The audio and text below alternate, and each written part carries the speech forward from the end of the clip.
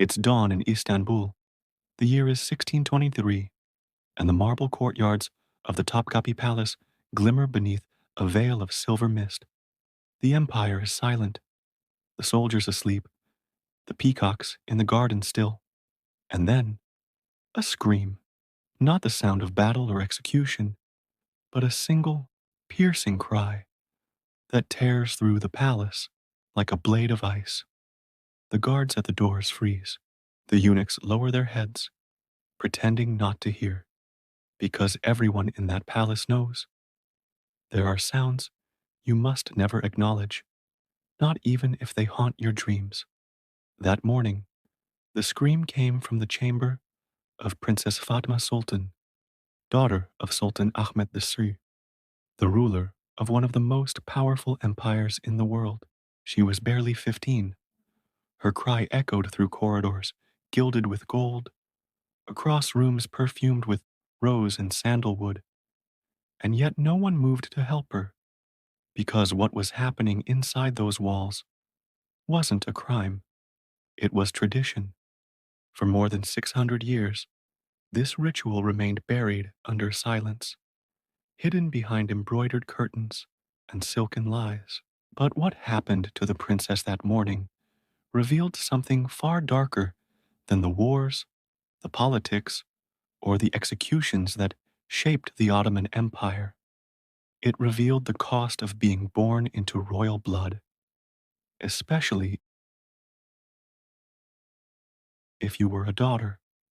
The Ottoman Empire, to the world, it was a civilization of unmatched grandeur, its banners stretching from the gates of Vienna to the deserts of Arabia.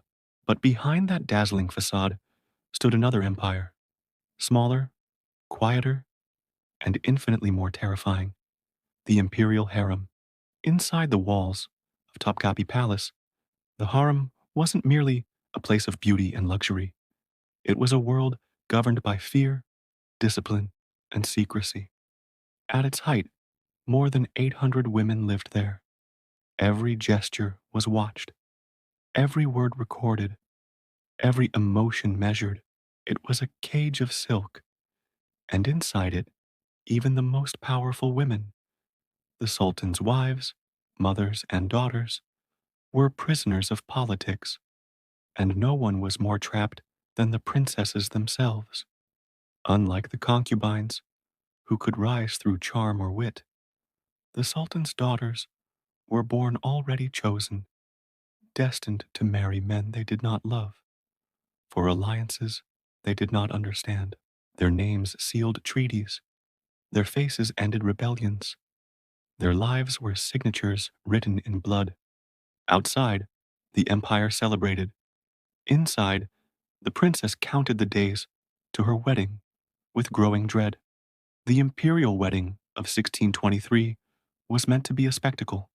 Drums thundered through the streets, lanterns floated across the Bosphorus, and gifts poured in from every province. To the world, it was a moment of triumph, a symbol of royal glory. But to the young girl in the golden pavilion, it was the tightening of chains. That morning, she was taken to the bride's pavilion, a secluded wing guarded by eunuchs. There she was bathed in rose-scented water and dressed in silk robes heavy with gold. The air shimmered with perfume, yet it carried the weight of something sinister, like incense before a burial. Even her garments were part of the ritual. The gown that glittered in the torchlight wasn't designed for beauty, but for restraint. Its corset stiffened her posture. Its bracelets bound her wrists subtly. Its ornaments weighed down her steps. To those watching, she looked every inch the princess, but inside, she could barely breathe. As the drums outside roared and the palace celebrated, Fatma's pulse quickened. Witnesses described her as pale, trembling, her lips moving in silent prayer. She was no longer the daughter of the Sultan. She was an offering to power, to tradition, to the unbroken will of an empire. And then came the final ritual, the Gerdek Oda, the nuptial chamber. No one outside the palace truly knew what went on within those rooms, but the stories that survived paint a haunting picture. The chamber itself was said to be designed like a symbol of surrender, three levels representing purification, submission, and silence. Fatma was led inside by attendants dressed in white. The air smelled of sandalwood and bitter herbs, fragrances meant to calm the mind. The flickering lamps cast her shadow across the silk walls, and for a moment she caught her reflection again. But the girl in the mirror was no longer her. Every trace of rebellion, curiosity, and joy had been erased. All that remained was obedience. Outside, the courtyards blazed with fireworks. Inside, the silence deepened. The empire rejoiced in the union of two noble houses, unaware that behind those jeweled doors, a child's soul was being extinguished. For centuries, historians glossed over this night. Records were rewritten, diaries destroyed, testimony sealed. Even mentioning it was forbidden, a crime against the dignity of the dynasty. But fragments of the truth survived, buried in letters, medical notes, and whispered recollections from the palace servants. They spoke of fear so deep it lived in the eyes of every princess who walked those corridors. One eunuch, writing decades later, described how he could always tell when a royal wedding was near because the harem would fall unnaturally silent. Even the birds, he wrote, refused to sing. Before we continue, if you're drawn to these forgotten histories, the secrets hidden behind empires, the rituals the world was never meant to see, then take a moment now to subscribe. It helps uncover stories that history tried to bury and keeps this channel alive for those who still believe the past has a voice. Because the story of Princess Fatma Sultan didn't end that night, it only began. What happened behind those sealed doors would haunt not only her, but generations of royal daughters who came after, each one subjected to the same sacred education, the same ritual of silence, the same price for being born royal. But in Fatma's case, something went terribly wrong. The following morning, when the attendants entered her chamber, the girl who had once been the pride of the Ottoman dynasty sat motionless. Her eyes were open, but they seemed to see nothing. Her hands trembled as though she were cold, though the room was warm. When her attendants tried, the moonlight slipped through the lattice windows of the harem, drawing silver patterns across the marble floors. Somewhere beyond the silk curtains, a woman's quiet sobs echoed, not of pain, but of fear.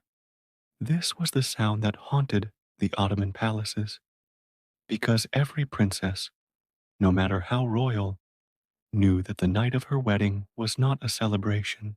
It was a test of obedience, of silence, and of how much she truly belonged to the empire.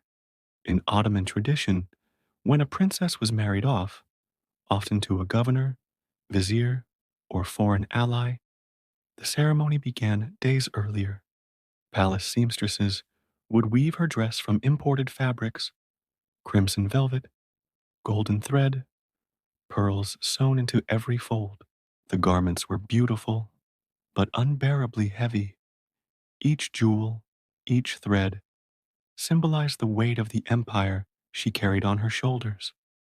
By the time the veil was lowered over her face, she was no longer a daughter, she was a diplomatic offering.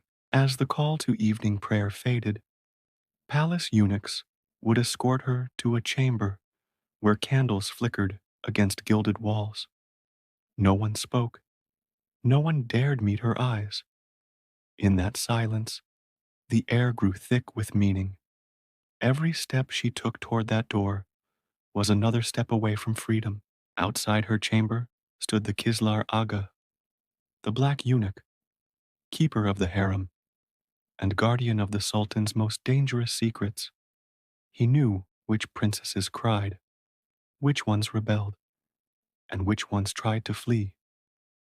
And more than once, when a princess refused her fate, her name quietly disappeared from the palace records, her existence buried beneath marble and silence. What came next was a ritual history tried to erase.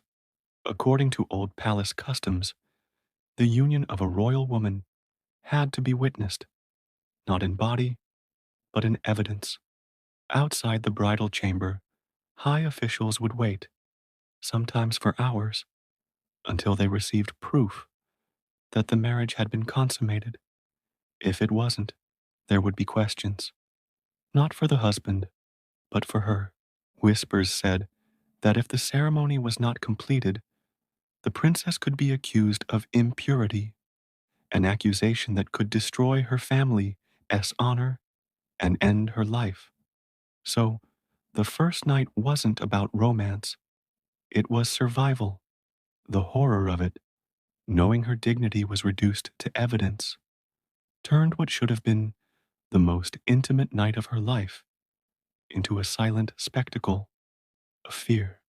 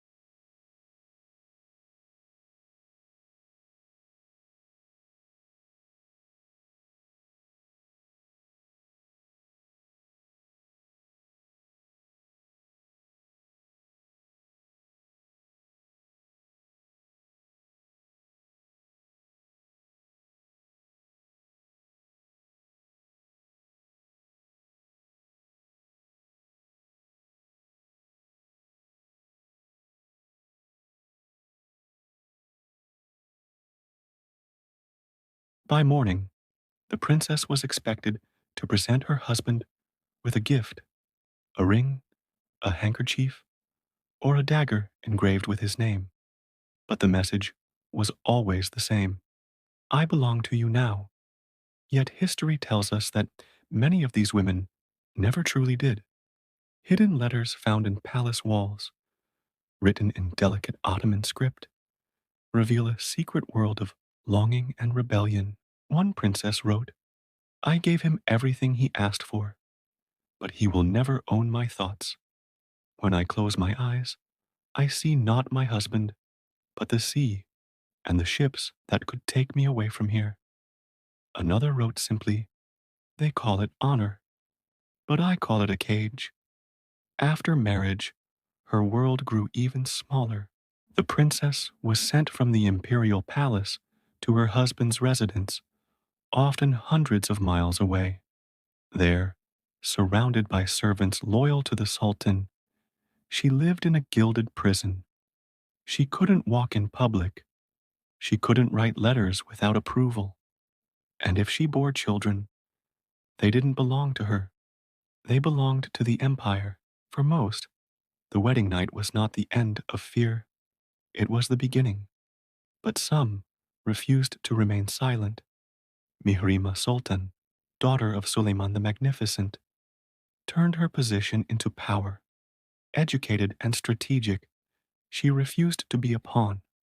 When her husband, the Grand Vizier Rustem Pasha, tried to control her. She used her influence with her father to rule Istanbul from the shadows. Yet even her story was softened by history, her defiance rewritten as devotion. Chroniclers dared not admit that a woman, even a princess, could defy the empire. As centuries passed, the Ottoman court tried to bury these customs. When Western envoys arrived, the Sultan ordered reforms. The harem was described as a place of learning and refinement. Marriage rituals were polished for foreign eyes, but the truth was never fully erased. It survived in hidden letters, in the diaries of travelers, in the whispers of servants who saw everything but spoke to no one, and it survived in fear, passed quietly from one generation of women to the next. A warning: never forget what power can do when it disguises itself as love. In the late 19th century, as the empire crumbled, one final royal wedding took place inside Topkapi Palace.